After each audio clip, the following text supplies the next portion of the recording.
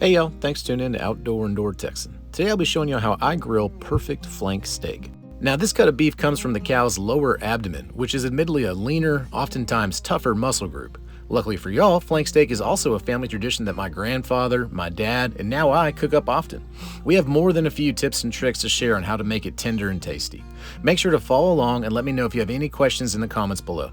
First up, flank steak takes to a marinade really well. And thankfully, letting a lean piece of meat like this sit in a marinade will do wonders for its tenderness. I'm using a vacuum seal type bag to marinate my steak, but you can just as easily use a Ziploc or even a bowl with a weight over the meat if you prefer. Start out with 2 tablespoons of cracked black pepper, 1 tablespoon of kosher salt, 2 to 3 minced cloves of garlic, or 1 tablespoon of garlic powder depending on what's on hand, 1 tablespoon of crushed red pepper, and finally, cover the entire steak with Worcestershire sauce. For my bag, that was about 1 cup.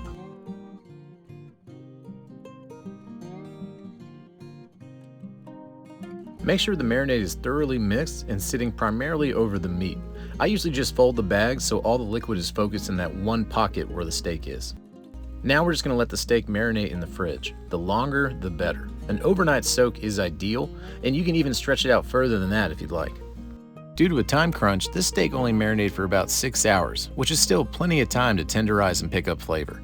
From there, take your steak out of the marinade, bring it up to room temperature, and then head outside to fire up the grill and get to cooking.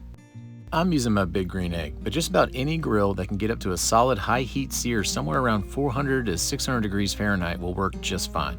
This is not going to be a low and slow kind of cook. Place the steak on your grill and sear each side for somewhere between 2 to 5 minutes each. Specific times will vary depending on how hot your fire is and how thick the steak is. I usually let the tongs tell me how I'm doing by constantly pressing and probing the meat, feeling the steak transition from a spongy, raw kind of give to a firmer and firmer cooked internal temp. That being said, your best bet will always be an instant read thermometer to know exactly what's going on inside the meat. I pull my flank steak when all sections are reading above 120 degrees Fahrenheit. I say all sections because most flank steaks will have a thick portion and then a thinner tail end. The tail end will of course cook a bit further than the thick side, so make sure you probe the entire steak before calling it done. One big tip for tender flank steak is to keep the internal temp on the rare side.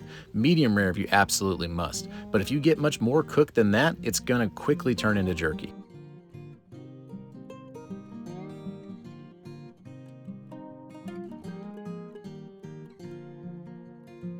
A tender steak is a well-rested steak.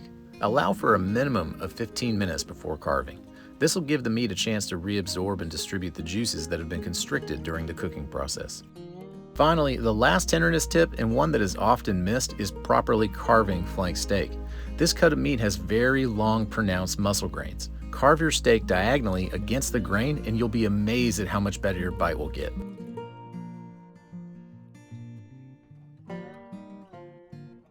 Tasting this steak brings back a whole lot of nostalgia for me.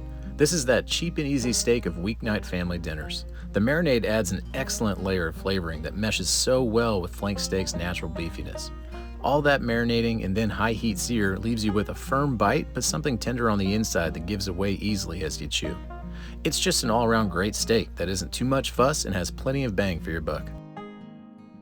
That'll do it for this one, and thank y'all so much for watching. If you have any questions, please feel free to leave a comment below. I'm always happy to talk shop with my viewers. For those of y'all new to the channel, please make sure to like and subscribe for more great content to come. Alright y'all, take care.